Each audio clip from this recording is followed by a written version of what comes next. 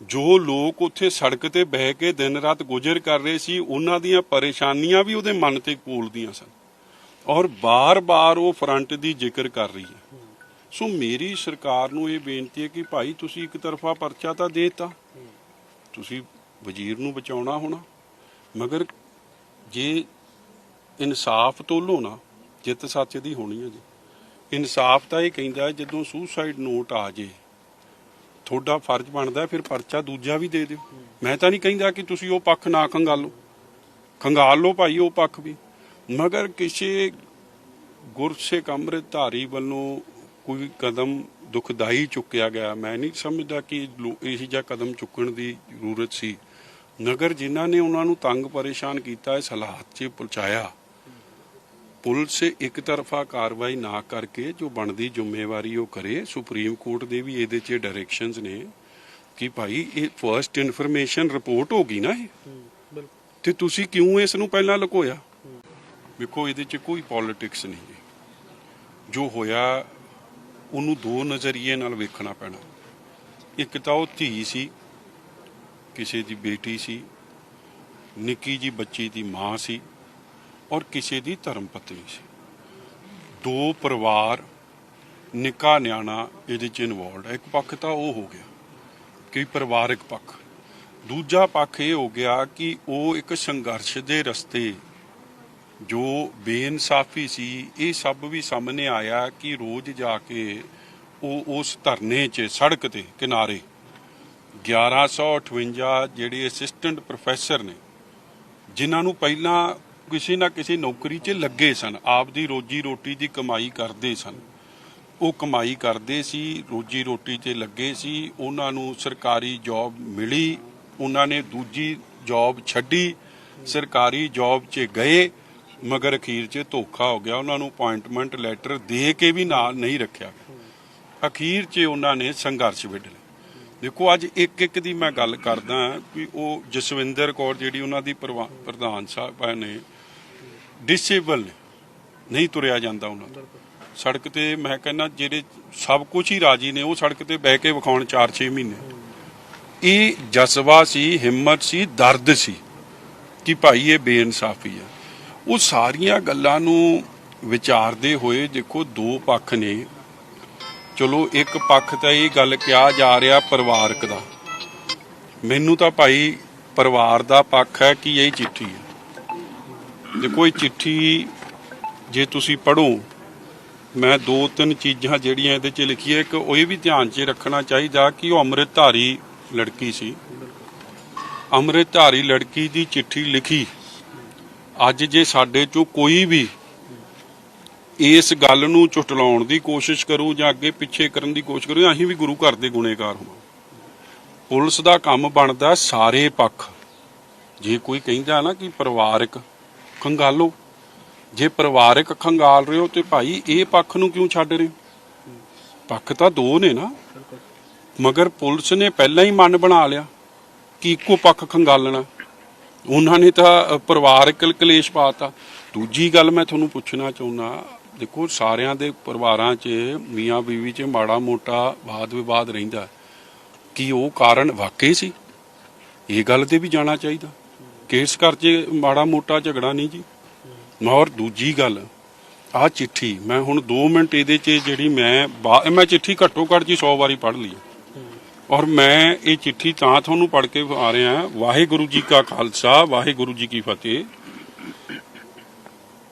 ਮੁੱਖ ਮੰਗ 1158 ਧਰਨੇ ਤੇ ਬੈਠੇ ਸਹਾਇਕ ਪ੍ਰੋਫੈਸਰ ਨੇ ਲਾਇਬ੍ਰੇਰੀਅਨ ਨੂੰ ਸਰਕਾਰੀ ਨੌਕਰੀ ਦੇ ਕੇ ਕਾਲਜ ਵਿੱਚ ਭੇਜਣ ਸੰਬੰਧੀ, ਠੀਕ ਹੈ ਜੀ।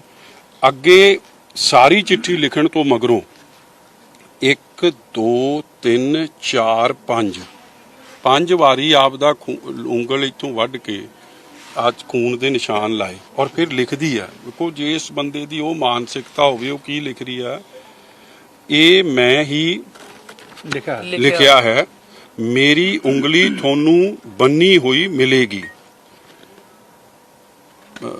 ਮੇਰੀ ਲਾਸ਼ ਨੂੰ ਪਰਖੋ ਸਪਸ਼ਟ ਕਰਕੇ ਕਿ ਮੈਂ ਕਿੱਥੋਂ, ਮਤਲਬ ਇਹ ਖੂਨ ਦੇ ਨਿਸ਼ਾਨ ਕਿੱਥੋਂ ਆਏ।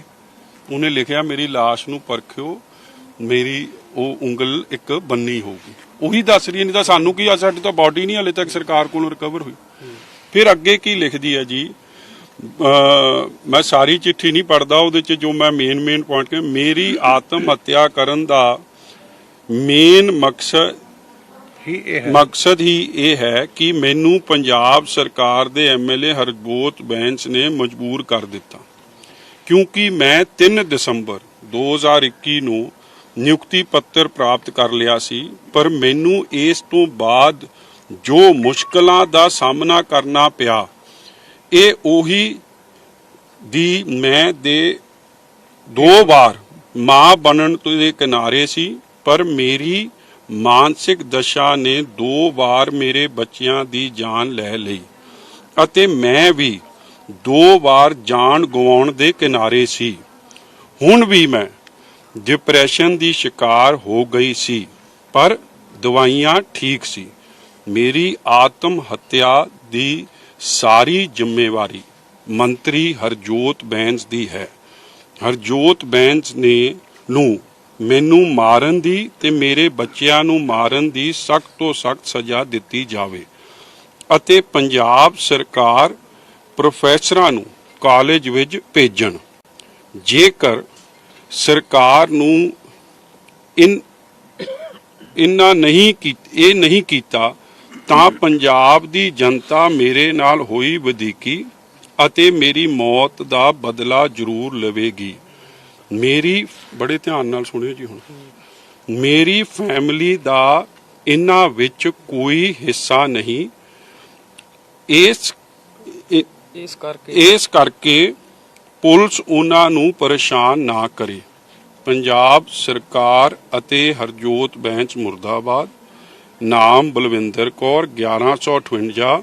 ਫਿਰ ਇਹ ਵੀ ਦਿਸਦੀ ਆ, ਮੇਰੇ ਦੋਨੇ ਤਰ੍ਹਾਂ ਦੇ ਸਿਗਨੇਚਰ ਹਨ। ਆਹ ਦਿਖਾ ਰਹੀ ਹੈ ਤੇ ਆਹ ਦਿਖਾ ਰਹੀ ਹੈ। ਅਗਲੇ ਪੇਜ ਤੇ ਕੀ ਲਿਖਦੀ ਆ, ਜਿੱਥੇ ਡੁੱਲਦਾ ਖੂਨ ਸ਼ਹੀਦਾਂ ਦਾ, ਤਕਦੀਰ ਬਦਲਦੀਆਂ ਕੌਮਾਂ ਦੀ, ਮੇਰੀ ਜਾਨ ਦਾ ਬਦਲਾ ਮੇਰੇ ਕਿਸਾਨ ਵੀਰ ਅਤੇ ਪੰਜਾਬ ਦੀ ਜਨਤਾ ਲਏਗੀ। 1158 ਫਰੰਟ ਜਿੰਦਾਬਾਦ। ਕੁੜੀ ਨੇ, ਬੇਟੀ ਨੇ ਆਪਦੇ ਸੰਘਰਸ਼ ਦੀ ਗੱਲ, ਫਿਰ ਇਹ ਵੀ ਪਤਾ ਕਿ ਪੁਲਿਸ ਕੀ ਕਰਦੀ ਹੈ, ਉਹ ਵੀ ਜ਼ਿਕਰ ਕਰਤਾ ਕਿ ਪੁਲਿਸ ਇਸ ਤਰ੍ਹਾਂ ਨਾ ਕਰੇ। ਫਿਰ ਇਹ ਬਾਰ-ਬਾਰ ਬੋਲ ਕੇ ਜ਼ਿਕਰ ਕਰਤਾ ਕਿ ਇਹਨਾਂ 1158 ਨੂੰ ਜ਼ਰੂਰ ਪੱਕੇ ਕਰਿਓ। ਔਰ ਦੇਖੋ ਉਹ ਰਿਕਾਰਡਿੰਗ ਵੀ ਮੈਂ ਅੱਜ ਤੁਸੀਂ ਵੀ ਸੁਣੀ ਹੈ, ਮੈਂ ਉਹ ਵੀ ਬਾਰ-ਬਾਰ ਸੁਣਾ ਦਿਆਂ। ਉਹਨੂੰ ਮਤਲਬ ਮੈਂ ਦੇਖੋ ਬਾਰ-ਬਾਰ ਕਹਿਣਾ, ਇਹ ਗੱਲ ਪੁਲਿਸ ਭੱਜ ਨਹੀਂ ਸਕਦੀ ਆਪਦੀ ਜ਼ਿੰਮੇਵਾਰੀ ਤੋਂ। ਲਿਖ ਕੇ ਰੱਖਿਆ ਹੋਇਆ ਸੁਸਾਈਡ ਲੈਟਰ, ਉਹ 1158 ਫਰੰਟ ਨੂੰ ਦੇ ਦਿਓ ਤੇ 1 ਦਿਨ ਵਾਸਤੇ ਲਾਸ਼ ਵੀ ਉਹਨਾਂ ਨੂੰ ਦੇ ਦਿਓ ਮੇਰੀ, ਤੇ ਨਾਲੇ ਸਿੱਖੀ ਸਿਧਾਂਤਾਂ ਅਨੁਸਾਰ ਮੇਰੇ ਦਸਤਾਰ ਸਜਾ ਕੇ ਮੇਰਾ ਸੰਸਕਾਰ ਕਰ ਦਿਓ। ਚੰਗਾ ਜੀ। ਮੈਂ ਬਹੁਤ ਜ਼ਿਆਦਾ ਮੈਂਟਲੀ ਡਿਸਟਰਬ ਹੋ ਗਈ ਹਾਂ।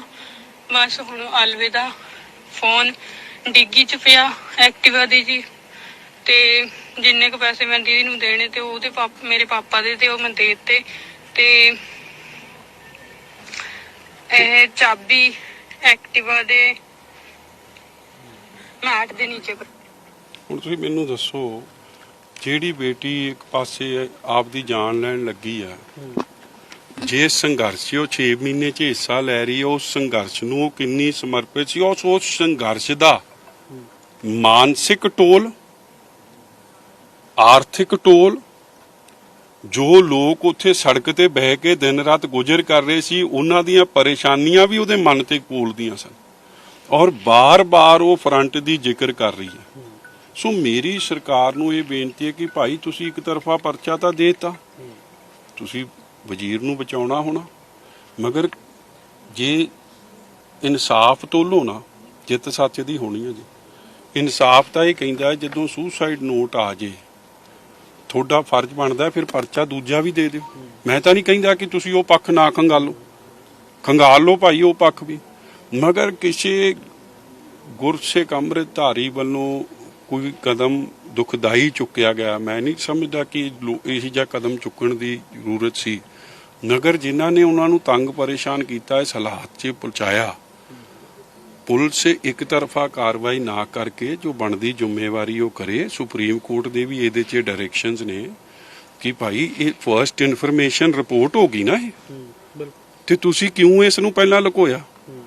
ਫਿਰ ਇਹ ਸਾਹਮਣੇ ਤਾਂ ਆ ਗਈ ਕਿਉਂਕਿ ਇਹ ਜਨਤਕ ਹੋ ਗਈ। ਫਿਰ ਸਰਕਾਰ ਪਹਿਲਾਂ ਕਹਿੰਦੀ ਕਿ ਕੋਈ ਸੁਸਾਈਡ ਨੋਟ ਸੀ ਨਹੀਂ, ਫਿਰ ਮੰਨ ਗਈ। ਹੁਣ ਤਾਂ ਆਪ ਮੰਨੇ ਤੇ ਫਿਰ ਤੁਸੀਂ ਕਾਰਵਾਈ ਕਿਉਂ ਨਹੀਂ ਉਹਦੇ ਹਿਸਾਬ ਨਾਲ ਕਰਦੇ ਦੋਵੇਂ?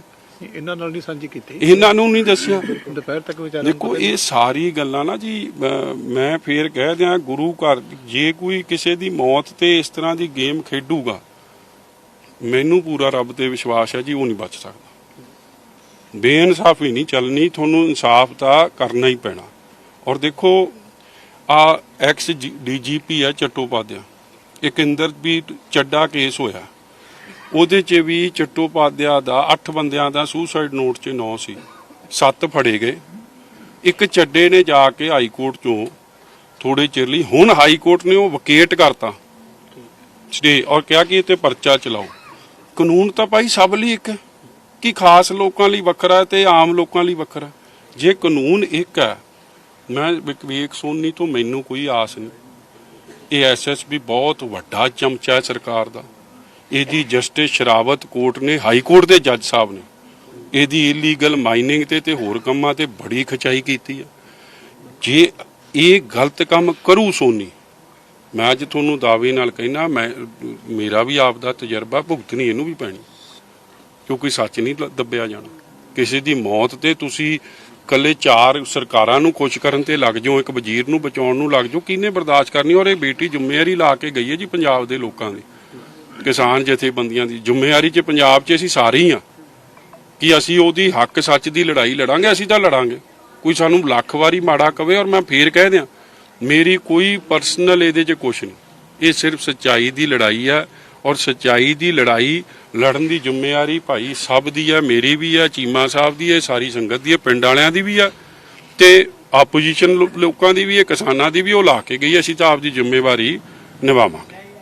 ਪਰ ਮਿਰਜ਼ਾ ਕਿਸ ਤਰੀਕੇ ਨਾਲ ਦੇਖਦੇ ਹੋ, ਜਿਸ ਤਰੀਕੇ ਨਾਲ ਸੁਸਾਈਡ ਨੋਟ ਹੈ ਜਿਹੜਾ, ਭਾਵੇਂ ਉਹਦੇ ਤੇ ਬਲੱਡ ਦੇ ਸਾਈਨ ਹੈਗੇ ਆ, ਆਪਣੇ ਸਿਗਨੇਚਰ ਨੇ, ਉਹਦੇ ਬਾਵਜੂਦ ਵੀ ਕੰਸੀਡਰ ਨਾ ਕੀਤਾ ਜਾਣਾ FIR ਦੇ ਵਿੱਚ ਇਹ ਸੁਸਾਈਡ ਨੋਟ, ਔਰ ਪਰਿਵਾਰ ਨੂੰ ਲੇਟ ਇਸ ਬਾਰੇ ਪਤਾ ਲੱਗਣਾ? ਦੇਖੋ ਕਿਹਨੇ ਦੱਬਿਆ ਉਹ ਸੁਸਾਈਡ ਨੋਟ? ਪੁਲਿਸ ਨੇ। ਫੋਨ ਵੀ ਪੁਲਿਸ ਕੋਲ, ਸਕੂਟਰੀ ਲੈ ਕੇ ਗਏ, ਉਹ ਵੀ ਨਹੀਂ ਦੱਸੀ, ਉਹ ਵੀ ਬਾਅਦ 'ਚ ਪਤਾ ਲੱਗਿਆ ਕਿ ਸਕੂਟਰੀ ਉਹਨਾਂ ਦੇ ਵਾਲੇ। ਜਦੋਂ ਪੁਲਿਸ ਨੇ ਹਰਜੋਤ ਬੈਂਸ ਦਾ ਨਾਂ ਪੜ੍ਹ ਲਿਆ, ਔਰ ਉਹ ਵੀ ਸੋਨੀ ਵਰਗਾ SSP ਹੋਵੇ, ਦੇਖੋ ਇੱਕ ਪਾਸੇ ਚੌਹਾਨ ਸਾਹਿਬ ਸਨ, ਉਹਨਾਂ ਨੂੰ ਤਾਂ ਬਦਲਤਾ ਮਾਈਨਿੰਗ ਫੜਨ ਲਈ। ਇਸ SSP ਦੀ ਖਿਚਾਈ ਤਾਂ ਹਾਈ ਕੋਰਟ ਕਰ ਰਿਹਾ ਕਿ ਤੂੰ ਕਦੇ ਟਰੱਕ ਡਰਾਈਵਰ ਫੜ ਲੈਣਾ, ਕਦੇ ਟਰੈਕਟਰ ਵਾਲਾ ਫੜ ਲੈਣਾ ਮਾਈਨਿੰਗ ਤੇ ਜਿਹੜੇ ਅਸਲ ਗੁਨੇਗਾਰ ਨੇ, ਜਿਹੜੇ ਕਰਾ ਰਹੇ ਆ, ਉਹਨਾਂ ਨੂੰ ਫੜਦਾ ਨਹੀਂ। ਜਿਹੜੀ ਦੀ ਖਿਚਾਈ ਹਾਈ ਕੋਰਟ ਕਰ ਰਿਹਾ, ਉੱਥੋਂ ਤੁਸੀਂ ਕਿੱਥੇ ਪਾਰਦਰਸ਼ਤਾ ਦੀ ਆਸ ਰੱਖ ਸਕਦੇ ਹੋ? ਇਹ ਤਾਂ ਸਰਕਾਰ ਦੇ ਮੁਤਹਿਤ ਨੇ, ਵੱਡੇ ਚਮਚੇ ਨੇ। ਇਹ ਜੇ ਅਫਸਰਾਂ ਨੇ ਵੀ ਫਸਣਾ ਜੇ ਪੁੱਠੇ ਕੰਮ ਕਰਨਗੇ। ਮੈਂ ਤਾਂ ਇਹਨਾਂ ਨੂੰ ਰਿਕੁਐਸਟ, ਬੇਨਤੀ ਕਰ ਸਕਦੇ ਅਸੀਂ ਤਾਂ, ਭਾਈ ਸੱਚ ਦਾ ਸਾਥ ਦਿਓ। ਝੂਠ ਦਾ 2 ਦਿਨ ਦਾ ਸਾਥ ਦੇ ਦਿਓਗੇ, ਤੀਜੇ ਦਿਨ ਧੌਣ ਪੜਨੇ ਡਿੱਗੂਗੇ। ਅਗਲੀ ਰਣਨੀਤੀ ਹੁਣ ਕੀ ਹੈ ਜੀ? ਦੇਖੋ ਯਾਰ, ਇਹਦੇ 'ਚ ਕੋਈ ਇਨਸਾਫ ਦੀ ਲੜਾਈ ਆ ਭਾਈ, ਅਸੀਂ ਤਾਂ ਇਨਸਾਫ ਲਈ ਲੜਾਂਗੇ। ਔਰ ਮੈਂ ਫੇਰ ਕਹਿ ਦਿਆਂ, ਕਿਤੇ ਕੋਈ ਕਵੇ ਕਿ ਮਜੀਠੀਆ ਇੱਕੋ ਗੱਲ ਕਰੀ ਗਿਆ। ਜੇ ਪਰਿਵਾਰ ਕਹਿੰਦਾ, ਕਿਉਂਕਿ ਪਰਿਵਾਰ ਦੇ ਵੀ 2 ਵਰਜਨ ਨੇ, ਪਰਿਵਾਰ ਘਰੇਲੂ ਕਲੇਸ਼ ਦੀ ਗੱਲ ਕਰਦਾ, ਕਰੋ ਜਾਂ ਤੁਸੀਂ ਦੇਤਾ ਪਰਚਾ, ਬੰਦੇ ਫੜ ਲਏ। ਜੇ ਉਹ ਫੜ ਲਏ ਤਾਂ ਫਿਰ ਦੂਜੇ ਕਿਉਂ ਛੱਡਤੇ? ਫਿਰ ਦੂਜੇ ਪੱਖ ਤੇ ਵੀ ਫੜ ਲਓ, ਕਰ ਲਓ ਜਾਂ, ਜਿਹੜਾ ਪਾਕ ਸਾਫ ਹੋ ਨਿਕਲ ਆਊ। ਰੱਬ ਤੇ ਦੀ ਕਚਹਿਰੀ ਤੇ ਤਾਂ ਵਿਸ਼ਵਾਸ ਹੈ ਨਾ, ਲੋਕਾਂ ਦੀ ਕਚਹਿਰੀ 'ਚ ਵਿਸ਼ਵਾਸ ਰੱਖੋ, ਕਾਨੂੰਨ ਤੇ ਵਿਸ਼ਵਾਸ ਰੱਖੋ। ਮਗਰ ਇਹ ਇੱਕ ਤਰਫਾ ਲਾਗੂ ਕਰ ਦੇਣਾ, ਇਹ ਤੋਂ ਹੀ ਦਰਸਾਉਂਦਾ। ਇਹ ਚਿੱਠੀ ਲੁਕੋ ਲੈਣੀ, ਸਕੂਟਰੀ ਲੁਕੋ ਲੈਣੀ, ਮਤਲਬ ਇੰਨੀਆਂ ਚੀਜ਼ਾਂ ਜਦੋਂ ਲੁਕਾਉਣ ਲੱਗ ਗਏ, ਉਤੋਂ ਹੀ ਸਮਝ ਆਉਣ ਲੱਗ ਪਈ ਕਿ ਸਰਕਾਰ ਦੀ ਮਨਸ਼ਾ ਚੰਗੀ ਸਾਫ਼ ਨਹੀਂ। ਸਰਕਾਰ ਦੇ ਲੀਡਰ ਵੀ ਹਜੇ ਤੱਕ, ਭਾਵੇਂ ਸਪੋਕਸਮੈਨ ਹੋਣ, ਭਾਵੇਂ ਹਰਪਾਲ ਚੀਮਾ ਹੋਣ, ਉਹ ਵੀ ਇਸ ਗੱਲ ਦੇ ਉੱਤੇ ਨਹੀਂ ਆ ਰਹੇ ਵੀ ਹਰਜੋਤ ਬੈਂਸ ਹੋਰਾਂ ਦੀ ਆ ਹੁਣ ਮੈਂ ਤੁਹਾਨੂੰ ਜ਼ਿੰਮੇਵਾਰੀ ਹੈ। ਮੈਂ ਤੁਹਾਨੂੰ ਇੱਕ ਦਿਖਾ ਦਿਆਂ ਕਿ ਆ ਇਹਨਾਂ ਦੇ ਨਾ, ਜਿਹੜਾ ਸਭ ਤੋਂ ਵੱਡਾ ਮੁੱਖ ਮੰਤਰੀ ਦਾ ਅੱਜ ਕੱਲ, ਮਤਲਬ ਜਦੋਂ ਮੁੱਖ ਮੰਤਰੀ ਸਾਹਿਬ ਨੇ ਕੁਝ ਬੋਲਣਾ ਹੁੰਦਾ, ਜਾਂ ਉਹ ਆਪ ਬੋਲਦੇ ਆ ਜਾਂ ਮਲਵਿੰਦਰ ਸਿੰਘ ਕੰਗ ਤੋਂ ਘੁਆਉਂਦੇ ਆ। ਇਹਨਾਂ ਨੇ ਪਹਿਲੇ ਦਿਨ ਟਵੀਟ ਕਰਤਾ, ਔਰ ਸਾਨੂੰ ਸਭ ਨੂੰ ਜ਼ਿੰਮੇਵਾਰ ਠਹਿਰਾਤਾ। ਕਹਿੰਦਾ ਜੀ ਇਹ in light of distressing events surrounding the unfortunate demise of women due to harassment of her husband, it is indeed disheartening to witness the unscrupulous tactics employed by ਸਾਡੇ opposition ਦਾ ਸਭ ਦਾ ਨਾਂ ਲੈ the entire vulture kingdom, ਮਤਲਬ ਇਹ ਜਿਹੜੇ vulture ਹੋ ਗਏ ਆ, I shall aptly refer to them as shamelessly propagated false narrative based on perpetrated suicide note clinically targeting cynically targeting Harjot Bains. ਪਹਿਲਾਂ ਤਾਂ ਇਹ ਚੜਾਤਾ, ਫਿਰ ਜਦ ਦੂਜੀ ਗੱਲ ਆ ਗਈ ਤੇ ਫਿਰ ਸਾਰਾ ਕੁਝ ਡਿਲੀਟ ਕਰ ਗਏ, ਡਿਲੀਟ ਕਰ ਗਏ। ਮਤਲਬ ਕਿ ਇੰਨੀ ਜਲਦਬਾਜ਼ੀ।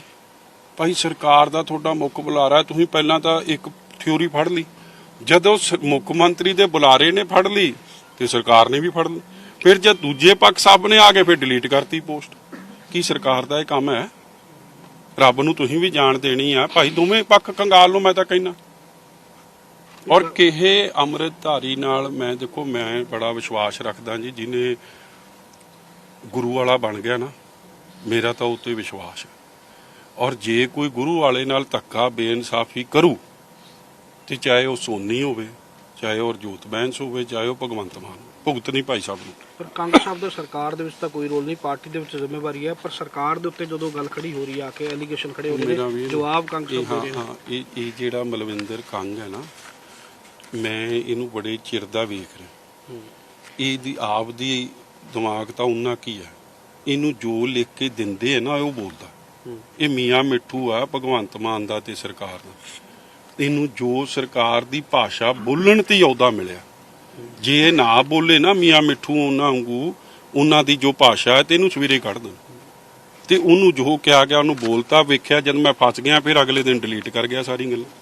ਜਦਕਿ Majithia sir Indian panel code ਦੇ ਵਿੱਚ ਜੋ ਸੁਸਾਈਡ ਨੋਟ ਹੈ ਉਹਨੂੰ ਪਹਿਲ ਐਬਸੋਲੂਟਲੀ। ਮੈਂ ਉਹ ਤੁਹਾਨੂੰ ਕਾਗਜ਼ ਮੈਂ ਨਾ ਅਸਲ 'ਚ ਉਹ ਪੜ੍ਹ ਕੇ ਤੁਹਾਨੂੰ ਦੱਸਣਾ ਚਾਹੁੰਦਾ ਸੀ। ਮੈਂ ਸਾਰੀ ਗੱਲ ਦੀ ਇਹਦੀ ਤੁਹਾਡੇ ਕੋਲ ਸੁਪਰੀਮ ਕੋਰਟ ਨੇ Lalita Kumari versus state of UP 'ਚ ਸੁਪਰੀਮ ਕੋਰਟ ਨੇ ਸਪਸ਼ਟ ਕਿਹਾ, ਆਨਰੇਬਲ ਸੁਪਰੀਮ ਕੋਰਟ ਨੇ, ਕਿ ਕੋਈ ਵੀ ਕੋਗਨਿਜ਼ੇਬਲ ਅਫੈਂਸ ਜਦ ਹੋ ਜਾਂਦਾ ਉਹਦੇ 'ਚ ਕੋਗਨਿਜ਼ੇਬਲ ਤਾਂ ਆਪੇ ਹੋ ਗਿਆ, ਇੱਕ ਧੀ ਬੇਟੀ ਚਲੀ ਗਈ, ਇਹਦੇ 'ਚ FIR ਦਰਜ ਕਰਨੀ ਮੈਂਡੇਟਰੀ ਹੈ। ਸੁਸਾਈਡ ਨੋਟ ਆ ਗਿਆ, ਫਿਰ 306 ਦੀ ਇਹਦੇ 'ਚ ਦਰਜ ਕਰਕੇ ਉਸ ਪੱਖ ਨੂੰ ਵੀ ਖੰਗਾਲਣਾ ਪੁਲਿਸ ਦੀ ਜ਼ਿੰਮੇਵਾਰੀ ਹੈ। ਮਗਰ ਪੁਲਿਸ ਦਾ ਚਾਤਰਪਣਾ ਵੇਖੋ, ਹੋਰ ਹੀ ਪਾਸੇ ਨੂੰ ਕੰਮ ਤੋਰਤਾ। ਤੇ ਫਿਰ ਇਹ ਕੌਣ ਜਵਾਬਦੇਹੀ ਹੈ? ਇਹ ਕਿੱਥੇ ਲੁਕਾਉਂਗੇ? ਇਹ ਮਤਲਬ ਕਮਾਲ ਦੀ ਗੱਲ ਹੋ ਗਈ ਜੀ। ਤੁਸੀਂ ਜੇ ਫਿਰ ਅੱਜ ਮੈਂ SSP ਸਾਹਿਬ ਪਹਿਲਾਂ ਤਾਂ ਕਹਿੰਦੇ ਹੈ ਹੀ ਨਹੀਂ, ਫਿਰ ਇਹ ਆ ਗਈ ਸਾਹਮਣੇ। ਇਹ ਤਾਂ ਚਲੋ ਕਿਸੇ ਨੇ ਸਿਆਣਪ ਨਾਲ ਪੁਲਿਸ ਨੂੰ ਦੇਣ ਤੋਂ ਪਹਿਲਾਂ ਉੱਥੇ ਚੀਜ਼ਾਂ ਦੀਆਂ ਫੋਟੋਆਂ, ਨਹੀਂ ਤੇ ਇਹ ਤਾਂ ਦੱਬੀਆਂ ਗਈਆਂ ਇਹ ਗੱਲਾਂ ਕਿ ਤੁਹਾਨੂੰ ਕਿੱਥੋਂ ਪਤਾ ਲੱਗਣਾ, ਨਾ ਸਾਨੂੰ ਪਤਾ ਲੱਗਣੀ, ਨਾ ਕਿਸੇ ਨੂੰ। ਸਾਰਿਆਂ ਨੇ ਕਹਿਣਾ ਸੀ ਭਾਈ ਇਹੀ ਗੱਲ। ਮੈਂ ਤੁਹਾਨੂੰ ਤਦੇ ਇਹ ਕਿਹਦੀ, ਇਹ ਰੱਬ ਦੀ ਮਿਹਰ ਹੀ ਹੋਈ ਨਾ, ਜਿਹੜਾ ਇਹ ਕਿਸੇ ਦੀ ਅਕਲ ਉਹਨੂੰ ਅਕਲ ਬਖਸ਼ਦੀ ਕਿ ਭਾਈ ਪੁਲਿਸ ਨੂੰ ਦੇਣ ਤੋਂ ਪਹਿਲਾਂ ਇਹ ਚੀਜ਼ਾਂ ਸਬੂਤ ਰੱਖ ਲਿਓ, ਰੱਖ ਕੇ ਉਹ ਘਰੇ ਦੇ ਕੇ ਗਈ, ਔਰ ਲਿਖ ਕੇ ਦੇ ਕੇ ਗਈ ਹੈ ਕਿ ਸੁਸਾਈਡ ਨੋਟ ਕਿੱਥੇ ਹੈ, ਚਾਬੀ ਕਿੱਥੇ ਹੈ, ਮੈਂ ਫਲਾਣੇ ਦੇ ਪੈਸੇ ਦੇਣੇ ਸੀ। ਮਤਲਬ ਇਤੋਂ ਗਾਂ ਮਤਲਬ ਮੈਂ ਨਹੀਂ ਸਮਝਦਾ ਕਿ ਪੁਲਿਸ ਹਾਲੇ ਵੀ ਨਹੀਂ ਹੈਗਾ ਬਿਆਨ ਰਿਸਪੌਂਸਿਬਲ ਤੇ ਆਜੂ ਇਨਵੈਸਟੀਗੇਸ਼ਨ। ਮਗਰ ਤੁਸੀਂ ਤਾਂ ਪਹਿਲਾਂ ਹੀ ਕਲੀਨ ਚਿੱਟ ਦੇਤੀ। ਤੁਹਾਨੂੰ ਉਮੀਦ ਹੈ ਇਹ ਸਾਰੇ ਮਾਮਲੇ ਦੇ ਵਿੱਚ ਇਹ ਮੈਂ ਨਾ ਜੀ ਮੈਂ ਬੜਾ ਰੱਬ ਤੇ ਵਿਸ਼ਵਾਸ ਰੱਖਣ ਵਾਲਾ ਬੰਦਾ। ਇਹ ਜੇ 100 SSP ਆਏ ਆ ਤੇ 100 ਲੱਥੇ ਆ। ਮੈਂ ਇਹ ਜੇ DGP ਕਈ ਡਿੱਗਦੇ ਵੇਖੇ।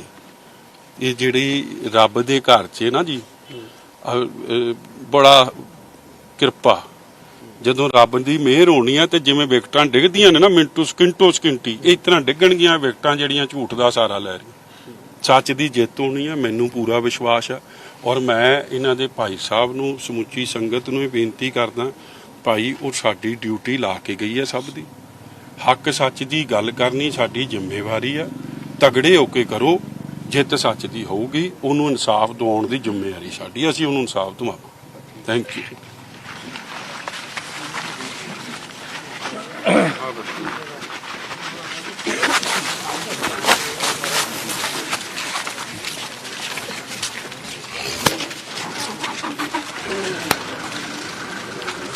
Perfect. ਜਾਣਾ ਕਿੱਥੇ, ਇੱਕ ਮਿੰਟ ਪੁੱਛਦਾ, ਇੱਕ ਮਿੰਟ ਪੁੱਛਦਾ।